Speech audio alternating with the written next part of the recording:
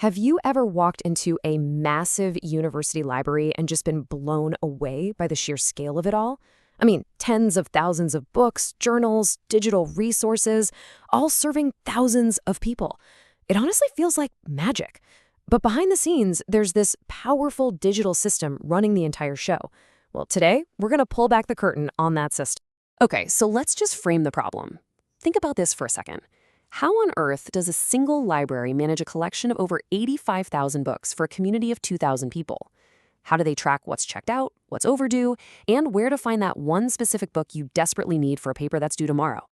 Right. The answer isn't some gigantic, dusty old card catalog or an army of librarians with photographic memories, as amazing as they are. It's technology. More specifically, it's a kind of digital central nervous system that connects every single function of the library into one cohesive, automated, and really intelligent whole. It's the brain of the operation. And that system has a name. It's called an Integrated Library System, or an ILS for short. Now, the easiest way to think about it is like the master software a big company uses to manage everything from inventory to sales. That's an ERP system. But this one is custom built for the very unique world of a library.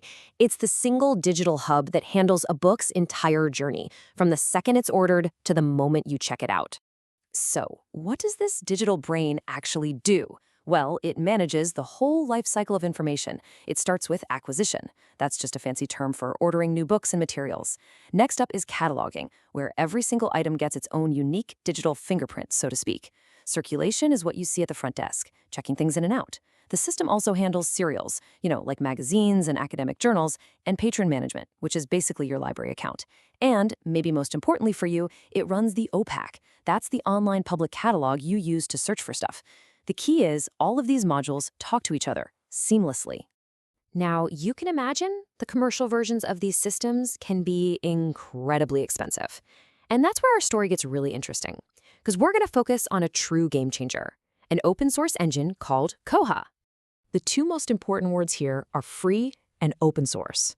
See, Koha was the world's first open source ILS, and it totally changed the game.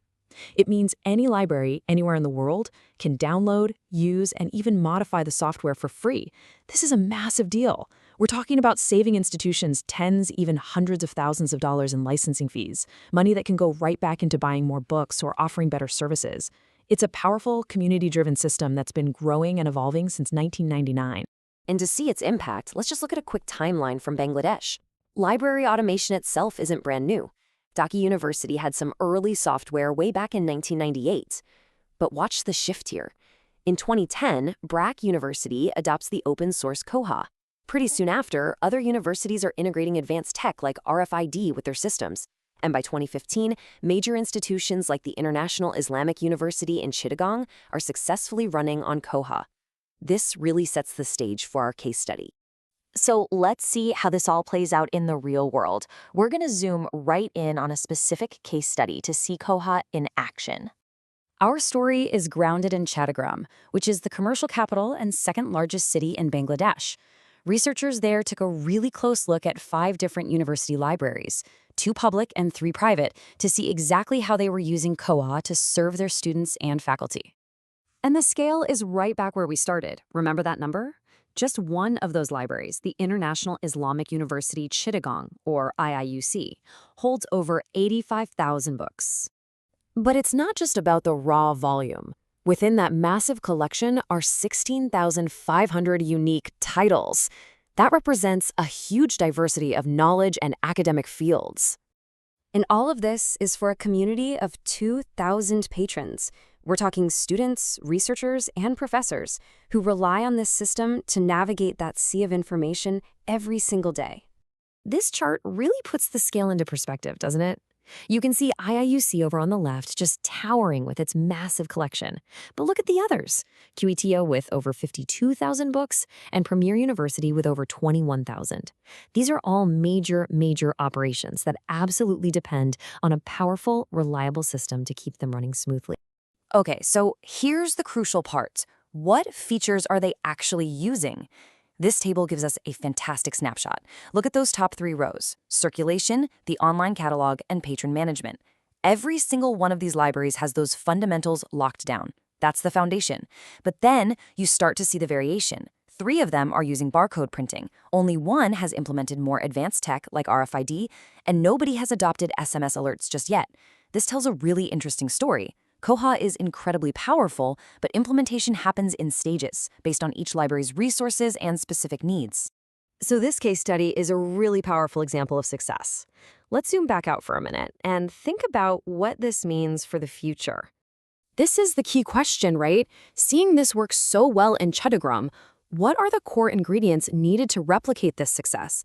Not just elsewhere in Bangladesh, but in other developing countries that could benefit so much from powerful, low-cost technology like this. The research lays out a super clear roadmap, and it's not just about the software.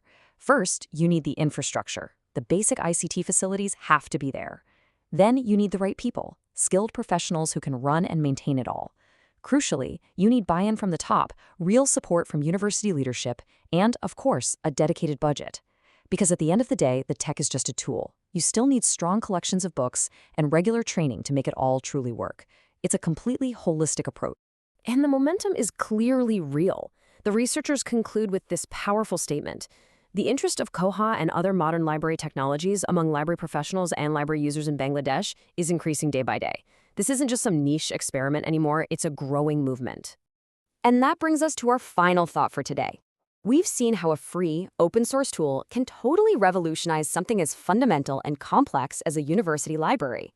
It really makes you wonder, doesn't it? What other essential public services, from healthcare records to city planning, could be similarly transformed by the power of open and accessible technology?